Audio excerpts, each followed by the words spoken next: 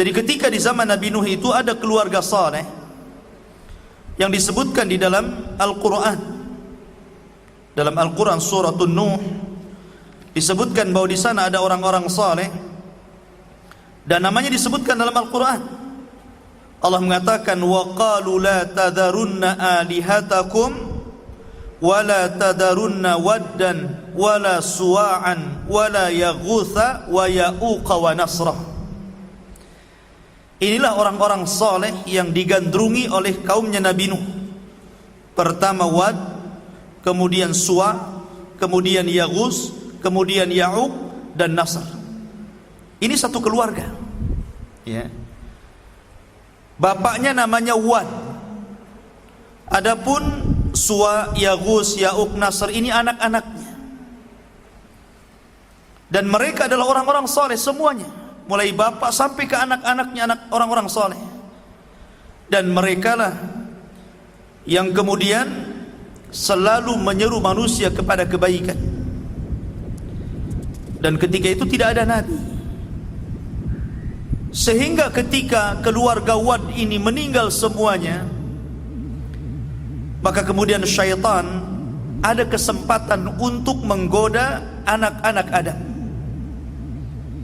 Mulailah dia menjelma sebagai orang saleh, datang kepada kaumnya Wad ini dan mengatakan, sesungguhnya kalian kalau ingin mengenang jasa-jasa mereka, kenapa kalian tidak menggambar mereka, tidak membuat patung mereka, supaya ketika kalian melihat patung mereka itu terangsang dan mengingat bagaimana jasa-jasa keluarga Wad ini. Akhirnya kemudian dibuatlah patung dalam bentuk orang-orang saleh ini. Ada patung yang sedang salat, ada yang patung yang sedang bersedekah. Pokoknya dibuat macam-macam patung yang sedang beribadah, supaya kalau lihat patung sedang salat, ingat kepada perintah keluarga Wad untuk salat, mereka terangsang untuk salat. Ketika melihat patung yang sedang bersedekah, terangsang untuk bersedekah, dan begitu seterusnya. Sampai di sini memang tidak ada kesyirikan. Tapi kemudian ketika generasi pembuat patung ini meninggal dunia, ganti anak-anaknya, maka syaitan datang lagi tuh. Tuh lihat bagaimana syaitan ini menyesatkan anak Adam khutuwat, selangkah demi selangkah. Makanya Allah mengatakan wala tattabi'u khutuwatis syaitan. Janganlah kalian mengikuti langkah-langkah syaitan. Datang setan tuh, kemudian membisikkan ke anak-anaknya ini, kenapa kalian tidak memproduksi patung-patung itu? Kalian jauh-jauh dari rumah datang ke sini hanya melihat patung. Kamu produksi saja banyak-banyak patung itu, jadi nggak usah lagi ke sini. Ya. Kalau patungnya banyak, kalian bisa taruh di rumah-rumah kalian, nggak usah lagi ke sini. Akhirnya diproduksilah patung ini dengan banyak sekali, sehingga tidak ada satu rumah kecuali ada patung-patungnya keluarga Wad ini. Tapi belum disembah. Ya. Baru kemudian generasi ketiga nggak tahu apa-apa tuh. Kemudian syaitan datang lagi menjelma manusia dan mengatakan, saya ini hidup di zaman bapak kalian dan di zaman kakek kalian, dan saya tahu maksud mereka membuat patung itu. Mulailah kemudian mereka bertanya-tanya, apa maksudnya? Maka syaitan mengatakan, sesungguhnya maksud daripada bapak dan nenek moyang kalian itu membuat patung-patung itu untuk mendekatkan diri kepada Allah, jadikan perantara. Disinilah terjadi kesyirikan, namanya syirik wasilah. Ini syirik yang pertama. Syirik wasilah, menjadikan Allah itu perantara. Kemudian mereka beralasan karena keluarga Wad ini keluarga orang-orang saleh, sementara mereka itu para pembuat dosa, tidak layak langsung berdoa kepada Allah, sehingga harus memerlukan orang-orang saleh yang dekat dengan Allah. Mulailah mereka menyerupakan Allah dengan makhluk, namanya tasbihul khaliq bil makhluk, menyerupakan Allah dengan makhluk. Maknanya apa? Kayak antum kalau datang ke presiden, kan tidak langsung antum datang ke istana, diusir antum. Ya. Maka harus ada orang-orang yang dekat dengan presiden lewat ajudannya. Ini menyamakan Allah dengan presiden, ikhwan. Tidak sama. Laisa kamitslihi syai'un wa huwas samiul basir. Maka terjadilah kesyirikan di mana-mana. Mulailah mereka menyembah patung. Dan di sini berhasil syaitan menyesatkan anak-anak Adam dalam bab akidah.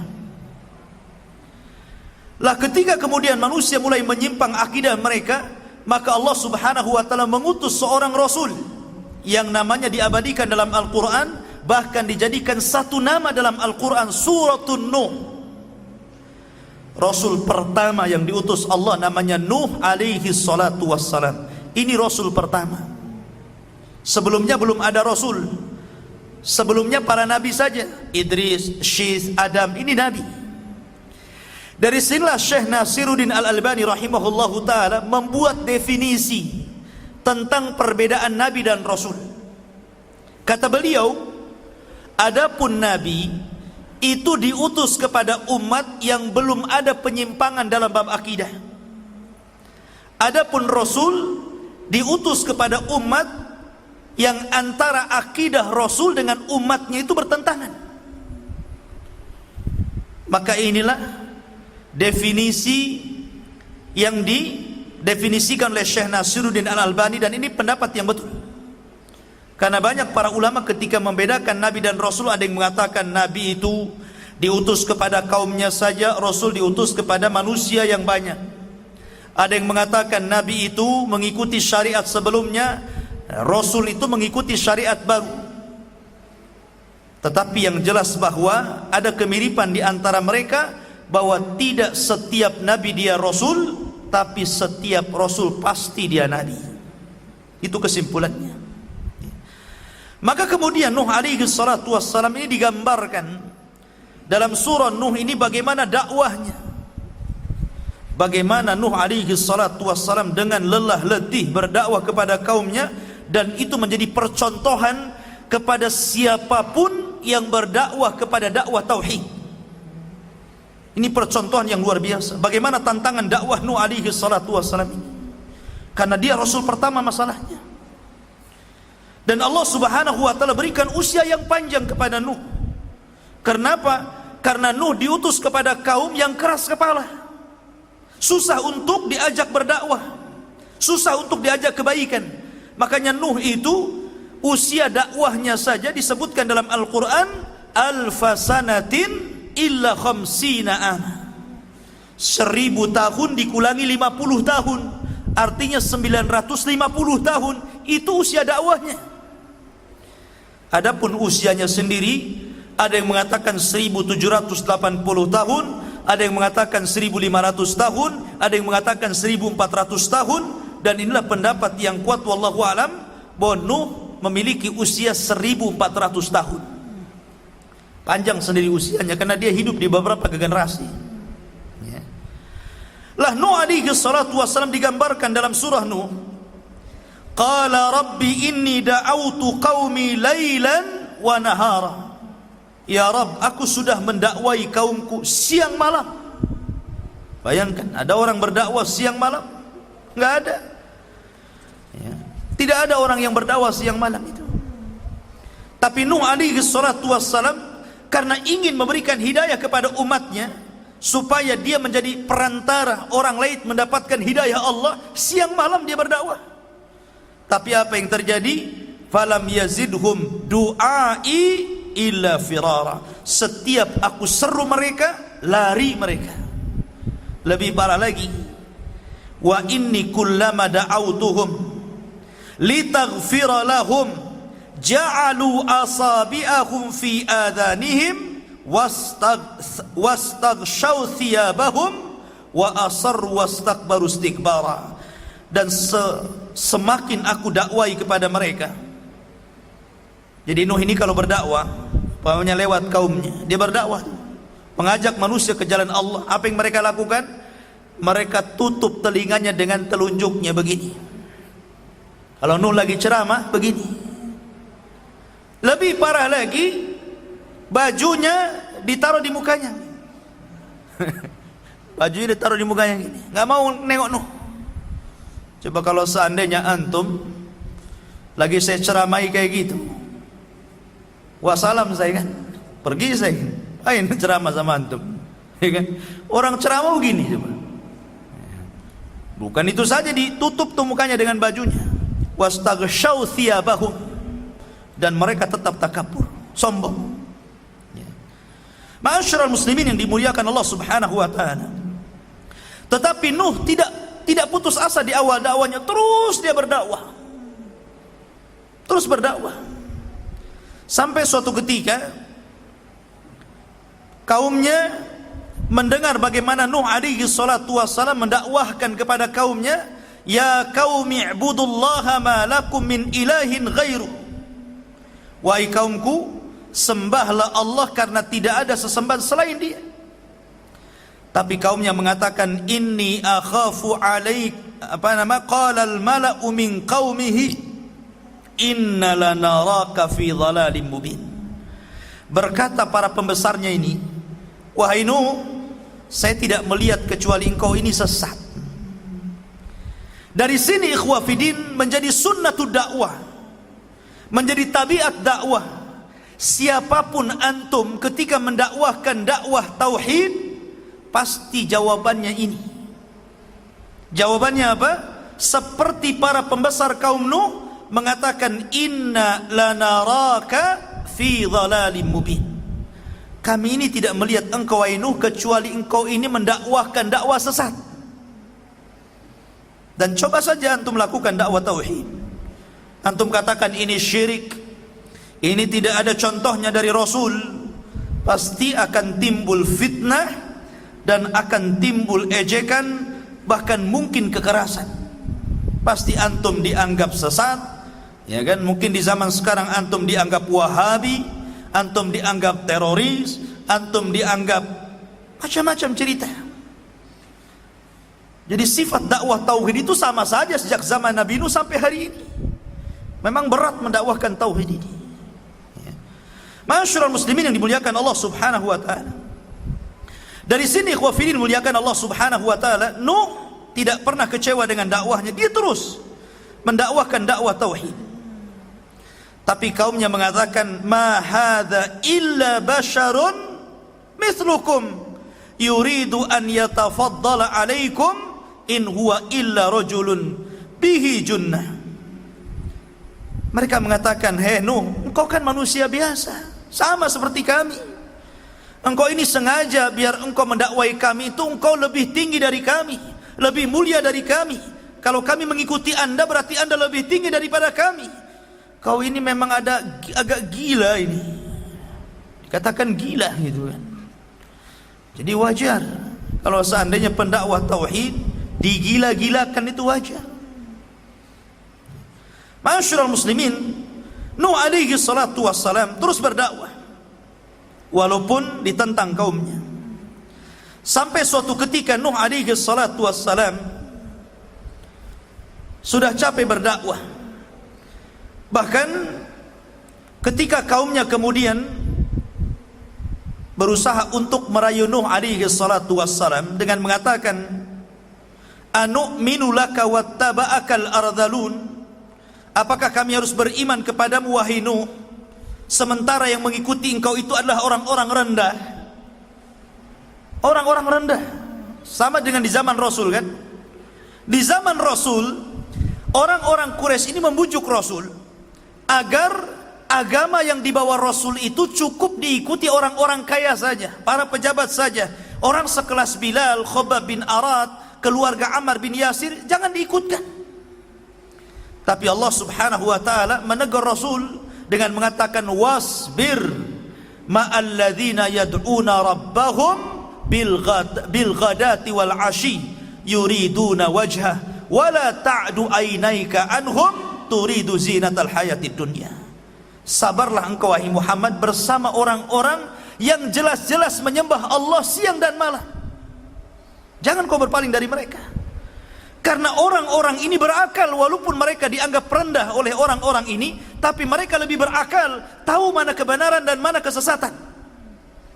Tapi orang-orang yang menganggap dirinya Orang-orang yang mulia, mereka tidak berakal karena tidak paham mana sesat, mana kebenaran. Ma'asyiral muslimin yang dimuliakan Allah Subhanahu wa taala, Nuh alaihi salatu wasalam terus seperti itu sampai akhirnya Nuh tidak sabar. Sehingga Nuh alaihi salatu wasalam berdoa kepada Allah Subhanahu wa taala, Rabbi inni maghlubun fantasih. Rabb, kaumku sudah mulai melampaui batas. Aku sudah hampir dikalahkan. Tolonglah aku. Dari sini kemudian Nuh alaihi salatu wasalam diberikan waktu oleh Allah Subhanahu wa taala. Dalam riwayat Israiliyat ada yang mengatakan 240 tahun untuk menanam pohon, kemudian menyerutnya dan menjadikan kapal. Jadi 100 tahun nanam pohon, 100 tahun menebang dan menyerutnya, 40 tahun membuat kapalnya. Jadi dari biji itu buat kapal itu ya, disiramin sampai 100 tahun udah pohonnya udah gede, ditebang, diserutin sampai 100 tahun baru dirancang sebuah kapal 3 tingkat ya, 3 tingkat. Karena tingkat yang paling bawah khusus binatang-binatang yang ganas, binatang-binatang harimau gitu kan. Tentu harimau zaman dulu kan besar ya, karena orangnya juga tinggi-tinggi. Kalau harimaunya sekecil ini dianggap kucing ya kan. Orangnya gede-gede, harimaunya segede gini. Yang sekarang kita lihat ya nggak takut sama harimau, mungkin dimain-mainin kayak kucing ya. Harimaunya juga gede lah ya. Artinya bahwa di bawah itu digunakan binatang-binatang buas. Baru lantai kedua digunakan untuk manusia, dan lantai ketiga digunakan untuk burung-burung. Dirancang seperti itu ya. Maka Nuh mulai mengikuti perintah Allah. Ketika Nuh alaihi salatu wassalam mulai membuat kapal, Nuh membuat kapal di tengah padang pasir, nggak ada lautan, nggak ada sungai. Maka orang-orang mengatakan, Nuh ini gila, buat perahu di tengah padang pasir. Akhirnya kemudian, tapi Nuh tidak peduli dengan mereka, tetap saja dia membuat perahu. Sampai akhirnya Allah mengatakan, nanti kalau seandainya azabku sudah kukirim, maka nanti ada tanur. Tanur itu tempat tungku-tungku yang keluar api. Nanti kalau itu tungku-tungku itu keluar api, maka masuklah kalian semuanya, karena disitulah permulaan azab Allah Subhanahu wa ta'ala. Makanya kemudian Allah Subhanahu wa ta'ala memerintahkan Nuh alaihi salatu wassalam untuk membawa binatang-binatang berpasang-pasangan. Seperti umpamanya kambing berpasang-pasangan, unta pasang-pasangan. Pokoknya binatang-binatang disuruh untuk memasukkan berpasang-pasangan, supaya ada generasi. Supaya ada generasi. Lah ketika Nuh alaihi salatu wassalam memulai kemudian dimasukkan ke dalam kapal, dan pengikut Nabi Nuh tidak banyak. Ada yang mengatakan 20 orang, ada yang mengatakan 40 orang, dan yang paling banyak pendapat 80 orang. Ada yang mengatakan 20 tahun sekali baru dapat pengikut. Luar biasa kan dakwahnya. 20 tahun sekali baru dapat 1 pengikut ya. Dan ini menunjukkan bahwa keberhasilan orang berdakwah itu bukan karena ramainya orang-orang yang mengikuti, bukan karena sedikitnya pula orang yang mengikuti, tapi suksesnya dakwah itu menyampaikan kebenaran. Soal orang ikut tidak, itu terserah dia. Karena kita ini sebagai dai hanya menyambungkan hidayah Allah kepada mereka. Kita ini wasilah yang mengantarkan hidayah Allah kepada orang yang kita dakwahi. Karena kita tidak memiliki hidayah, sehingga tidak banyak ya. Walaupun sekarang ada dai yang ribuan gitu kan, bukan hanya di dunia nyata, sampai kepada dunia maya gitu kan. Bukan berarti menunjukkan bahwa dakwahnya benar, tidak. Karena dakwah benar itu ketika menyampaikan tauhid, itulah dakwah yang hak. Makanya ketika Rasul dikisahkan dalam sebuah riwayat, beliau pernah dimimpikan berada di padang mahsyar, kemudian melihat ke arah kiri ada kaum yang sangat banyak, Kemudian Rasul mengatakan, fadhanantu annahum ummati, aku sangka itu umatku. Kata malaikat, bukan, itu umatnya Musa. Kemudian Rasul mengarah lagi ke arah kanan, dilihatnya ada umat yang lebih banyak daripada Musa. Maka malaikat mengatakan, nah itu baru umatmu. Kemudian malaikat mengatakan, dari umatmu ada 70.000 yang masuk surga tanpa hisab dan azab. Kemudian dalam riwayat itu disebutkan, aku melihat Nabi yang hanya pengikutnya 2, bahkan sama sekali ada Nabi yang tidak punya pengikut. Apa kita katakan gagal dakwahnya? Tidak. Mereka sudah menyampaikan kebenaran, tapi hidayah milik Allah. Ya. Ma'asyiral muslimin dimuliakan Allah Subhanahu wa taala, maka ketika semua sudah masuk ke dalam perahu, maka Allah datangkan azabnya, tufan. Ya. Allah gabungkan faltaqal ma ala amrin qad qudir, artinya Allah turunkan hujan berhari-hari, kemudian Allah pancarkan air dari dalam perut bumi. Jadi digabungkan tuh air langit dengan air bumi tuh. Kemudian menjadi sebuah tsunami besar yang ditiup oleh angin, tufan. Nuh ini punya 4 anak. Pertama Yam, atau Israiliyat menyebutnya Kan'an. Kemudian Syam, kemudian Ham, kemudian Yafis. Ini putra-putra Nuh. Dari putra-putra Nuh ini yang beriman 3, Syam, Ham, dan Yafis. Yang kafir 1, ikut ibunya kafir, namanya Yam, atau disebut atau dikenal dengan Kan'an. Kan'an ini yang ngikutin ibunya. Makanya Allah Subhanahu wa taala menyebutkan, wa dharaballahu mathalan lilladzina kafaru imra'ata Nuhin wa imra'ata Lut. Dan Allah mempermisalkan kepada orang-orang kafir 2 wanita kafir, padahal dua-dua wanita ini adalah istri dari hamba-hamba Allah yang soleh. Dua-duanya istri Nabi, ya kan? 1 istrinya Nuh dan 1 istrinya Lut. Keduanya kafir, dan kedua-duanya diadab Allah Subhanahu wa taala, dan kedua-duanya masuk ke dalam neraka dan dikekalkan di dalamnya. Yam ini ikut ibunya. Tapi seorang bapak, ikhwan, tidak mau anaknya celaka. Bagaimanapun tetap seorang bapak masih ada perasaan sayang kepada anaknya. Ketika mulai banjir tuh, ya, maka orang-orang berusaha naik ke tempat yang tinggi, tapi air itu mengejar mereka. Makanya Nuh mengatakan, irkam ma'ana, naik ke perahu. Tapi Yam enggak mau, tetap dia mengatakan, sa'awi ilal jabal. Oh enggak, saya akan naik ke atas bukit, katanya. Air ini tidak akan menyentuh saya. Kata Nuh alaihi salatu wassalam, ini adab tidak ada yang menyelamatkan siapapun. Tapi ketika kemudian Allah Subhanahu wa taala mengatakan, innahum laisa min ahlik, innahu laisa min ahlik, dia bukan keluargamu lagi wahai Nuh, sudah berangkat saja. Akhirnya kemudian ditinggalkan keluarganya. Maka ketika kemudian betul-betul adab Allah itu datang, maka tidak ada manusia yang hidup, anak-anak, laki-laki, perempuan, orang tua, semuanya mati.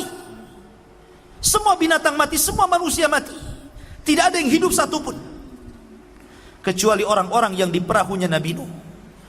Makanya Nabi SAW sering mengistilahkan as-sunnatu kasafinatin Nuh. Sunnah itu seperti kapalnya Nabi Nuh. Kalau anda ingin selamat, ikut sunnah sebagaimana orang-orang ikut kapalnya Nabi Nuh. Tapi kalau anda ingin sesat, tinggalkan sunnah, ya, sebagaimana kaum Nuh tersesat dan diadab Allah karena tidak naik ke perahunya. Dari sini ikhwafidin muliakan Allah Subhanahu wa taala, hikmah yang sangat besar. Nuh alaihi salatu wassalam dengan gelombang yang sangat besar, harusnya Nuh juga tenggelam loh. Coba bayangkan, ini kapal-kapal kecil, penumpangnya tidak banyak, sementara azab Allah besar, ya kan? Gelombang yang sangat besar, ini air sampai gunung. Coba antum bayangkan, mana gunung yang paling tinggi? Anggaplah Himalaya sana. Itu air sampai di atas gunung, sementara perahu kecil. Secara logika harusnya perahu itu juga tumbang kan gitu dengan ombak yang sangat besar. Tapi Allah subhanahu wa ta'ala yang membuat banjir dan gelombang, dan Allah pula yang memerintahkan Nuh untuk membuat perahu dan naik di atas perahu, sehingga semua skenario Allah subhanahu wa ta'ala. Maka Nuh alaihi salatu wassalam berdoa dalam kapal itu agar diselamatkan, ya. Maka Allah mengatakan fa'anjainahu wa ahlahu minal karbil azim. Kami selamatkan Nuh dan keluarganya dari azab yang sangat luar biasa ini, yang sangat besar. Masyarul muslimin yang dimuliakan Allah subhanahu wa ta'ala, ada kisah-kisah khurafat Israiliyah, tapi terkadang perlu diceritakan juga, biar kalau ada seorang dai menceritakan kisah ini, oh antum tahu ini khurafat. Jadi selama kapalnya Nabi Nuh ini berada di atas gelombang, rupanya dalam kapal itu ada tikus. Tikus ini disebutkan dalam hadis Rasul apa? Fawasik, kan? Binatang termasuk fawasik, binatang yang fasik karena suka mencuri. Tikus kan banyak jenisnya ya, ada tikus gede, tikus got, gitu kan? Ada curut, ada apalah kan begitu. Dan tikus itu suka nyuri biasanya, gerogoti makanan tengah malam. Itulah kerjanya tikus. Makanya salah satu binatang yang boleh dibunuh adalah tikus. Antum jangan melihara tikus. Ustadz, putih bagus, hamster katanya. Nggak ada, mau hitam, mau putih, mau kuning, bunuh. Apain antum melihara binatang yang disuruh dibunuh? Aneh orang sekarang ini. Ada binatang suruh dibunuh, contoh ular, dipelihara, tidur sama ular. Enggak gila dia kan gitu. Nabi suruh bunuh, dia pelihara pula. Jadi tikus ini suka nyuri. Jadi makanan yang di dalam kapal itu, ya kan, itu dihabisi sama tikus saja. Sementara Nuh tidak tahu sampai kapan kapal itu akan bersandar. Artinya sampai kapan banjir itu akan surut. Maka Nuh alaihi salatu wassalam berdoa supaya tikus ini tidak nyuri lagi. Maka Allah mengilhamkan kepada harimau untuk bersin keluar dari telinganya kucing, dari hidungnya kucing. Haci, keluar kucing. Tommy and Jerry. Ya.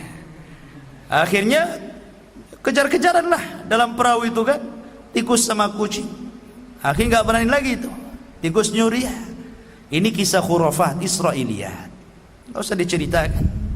Karena masyarakat kita ini kalau diceritakan begini langsung percaya saja. Apalagi cerita orang Syiah ya, orang Syiah itu kan pandai khurafat. Bahwa Ali ini selalu mengeluarkan cairan madhi. Kata Ali radhiyallahu an, kuntu rajulan madzaan. Aku ini seorang laki-laki yang suka mengeluarkan air madhi. Maka kemudian karena kedudukanku dengan Rasul ini sangat dekat, aku ini kan suami daripada putrinya, malu kalau aku bertanya tentang ini kepada Rasul. Akhirnya kemudian dia meminta Miqdad ibn Aswad untuk bertanya kepada Rasul tentang apa yang dialami Ali. Dan antum tahu perbedaan madhi, wadhi, mani, ya kan? Kalau wadhi, antum capek kencing keluar kental, itu namanya wadhi. Capek kencing kok ada cairan kental, namanya wadhi.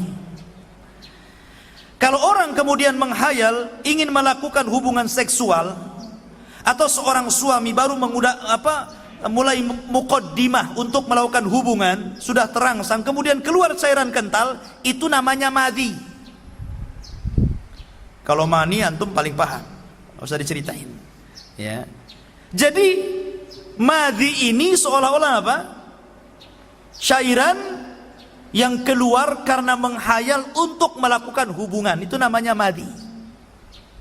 Hadis ini sahih ya. Cuman dibuat khurafat sama orang Syiah. Dikatakan apa? Lihat bagaimana Ali itu luar biasa memiliki apa? Nafsu terhadap wanita. Nafsu seksualnya itu tinggi sekali. Sampai-sampai Fatimah kewalahan katanya. Rupanya Fatimah ini melapor kepada Rasul. Ini cerita khurafatnya nih. Ya Rasulullah, aku sudah tidak tahan melayani suamiku. Kata Nabi SAW, ya karena Ali itu aku berikan satu tongkat. Makanya kemudian kalau ada jamu ya dan itu untuk kuat, biasanya mereknya apa? Tongkat Ali kan? Itu khurafatnya Syiah tuh. Ya. Akhirnya kemudian Fatimah mengatakan, lah kalau Ali dikasih tongkat, kasih juga lah saya, katanya. Maka oleh Rasul dikasihlah rumput. Antum tahu rumput? Ya. Dikasih rumput nih katanya. Jadilah rumput Fatimah, kacek Fatimah katanya. Ini khayalan orang Syiah coba. Alasannya apa? Karena Ali ini keluar Nabi. Hadis ini sahih. Kenapa udah dibawa khurafat ceritanya? Gitu kan? Nah, jadi banyak kisah-kisah khurafat nggak perlu didengarkan. Kita ini mengacu kepada riwayat-riwayat yang sahih saja. Jadi intinya bahwa Nuh alaihi salatu wassalam kemudian disurutkan dan bersandar di mana? Nuh bersandar di Irak. Di satu bukit namanya Judi. Di sini Allah selamatkan Nuh alaihi salatu wassalam, dan dari keturunan Nuh ini baru lahirlah umat manusia. Dari keturunan Syam, Ham dan Yafis, maka lahirlah keturunan manusia. Makanya Nuh disebut Abul Bashari Tsani, bapak manusia kedua. Kalau Adam bapak manusia pertama, kalau Nuh bapak manusia kedua. Kenapa? Karena tidak ada manusia kecuali dari keturunan 3 putra Nuh setelah dihancurkan oleh tufan. Syam, Ham dan Yafis. Adapun Syam memang keturunannya Allah utamakan. Dari keturunan Syam ini lahirlah para nabi dan rasul, dan mereka bangsa Arab. Ya. Adapun dari Ham, ya, Ham ini mereka lari ke daerah-daerah yang berkulit hitam. Ya, yang berkulit hitam, daerah-daerah Oman, kemudian Somalia, daerah sana lah ya. Ya, orang-orang yang hitam-hitam. Itu keturunan Syam. Ya. Keturunan Ham. Syam ini keturunannya para nabi, orang-orang Arab. Ya. Kemudian Ham ini keturunannya orang-orang yang berkulit hitam. Lah Yafis ini itu keturunannya kita-kita ini. Yafis ini. Jadi bentuknya seperti kita ini. Cuman ada dari keturunan Yafis itu yang semuanya menjadi penduduk neraka. Semuanya jadi penduduk neraka dari keturunan Yafis itu. Jadi kan keturunan Yafis ini banyak. Ya. Tapi ada 2 keturunan Yafis itu semua keturunannya masuk neraka. Dan jumlah mereka jauh lebih banyak dibandingkan jumlah kita. Siapa? Ya'juj dan Ma'juj, keturunan Yafis. Karena jumlah Ya'juj dan Ma'juj itu 999 dari mereka, 1 dari kita. Jadi 1 banding 999. Kan banyak kan? Ya. Makanya mereka itu kalau muncul, kata Rasul, tidak bisa diperangi, tidak bisa dibunuh. Gimana bisa diperangi? Jumlah mereka banyak. Antum aja dikeroyok 10 orang mati. Gimana antum dikeroyok 999? Mana antum lawannya? Ya kan? Makanya ketika Ya'juj dan Ma'juj kemudian diadab oleh Allah dengan dikirimnya dud ini belatung, ya. Kemudian masuk di ubun-ubunnya, satu mati. Kayak kita matikan gardu listrik, semua padam. Jadi satu mati semua, gitu kan? Bagaimana Allah mengadab Ya'juj dan Ma'juj? Maka setiap satu jengkal di bumi semua ada bangkainya. Sampai-sampai Nabi Isa alaihi salatu wasallam berdoa macam mana cara membersihkan bangkainya ini, banyak kali, ya. Makanya kemudian berdoa, Allah mengirim burung yang sebesar unta dan mengangkut jasad-jasadnya dilempar ke lautan. Kemudian itu pun belum bersih. Masih ada sisa-sisa bangkainya. Kemudian Allah subhanahu wa ta'ala turunkan hujan, akhirnya membersihkan dan kembali tanah itu subur. Inilah diantara secara ringkas kisah Nabi Nuh alaihi salatu wassalam. Subhanakallah bihamdika asyhadu an la ilaha illa anta astaghfiruka wa atubu ilaik. Allah ta'ala alam. Assalamualaikum warahmatullahi wabarakatuh.